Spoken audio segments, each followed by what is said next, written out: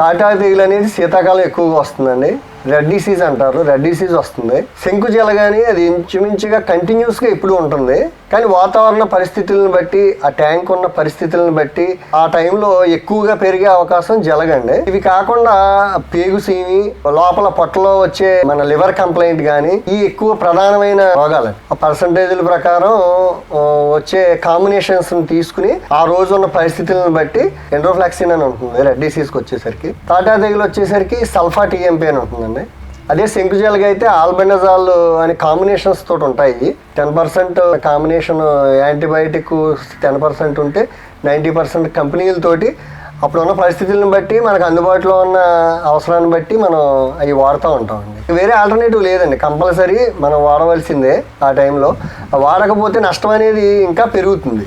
మామూలుగానే నష్టాల్లో ఉన్నప్పుడు అది కంప్లైంట్ వచ్చినప్పుడు మన కెమికల్స్ అని వాడకపోతే మనకి జరిగే నష్టం అనేది ఇంకా పెరుగుతుందండి. మన ట్యాంక్ ప్రాసెస్ ఫస్ట్ నుంచి స్టార్ట్ చేసిన పరిస్థితులు, మనం ఇచ్చే విధానాలను బట్టి అవి మారుతూ ఉంటాయండి. అవి వాటి మీద కూడా అంటే అన్ని రోగాలకి పూర్తిగా తగ్గుతాయనే గ్యారంటీ అయితే లేదు, కానీ కొద్దిగా కొన్ని సందర్భాల్లో వేప కషాయం కానివ్వండి, మీరు అన్నట్టు వేరే కానివ్వండి, ఏదైనా సరే కాకరకాయ జ్యూస్ అని ఇవన్నీ మామూలుగా కంటిన్యూ వాడుతూ ఉంటామండి. అవి కూడా అవి ఏమన్నా ఆ పరిస్థితి ప్రభావం పెరిగిన తర్వాత పనిచేయవండి. స్టార్టింగ్లో ఉన్నప్పుడు ఆ ప్రాసెస్ చేసుకోవాలి తప్ప ప్రభావం ఎక్కువగా ఉన్నప్పుడు అవి పనిచేయవండి.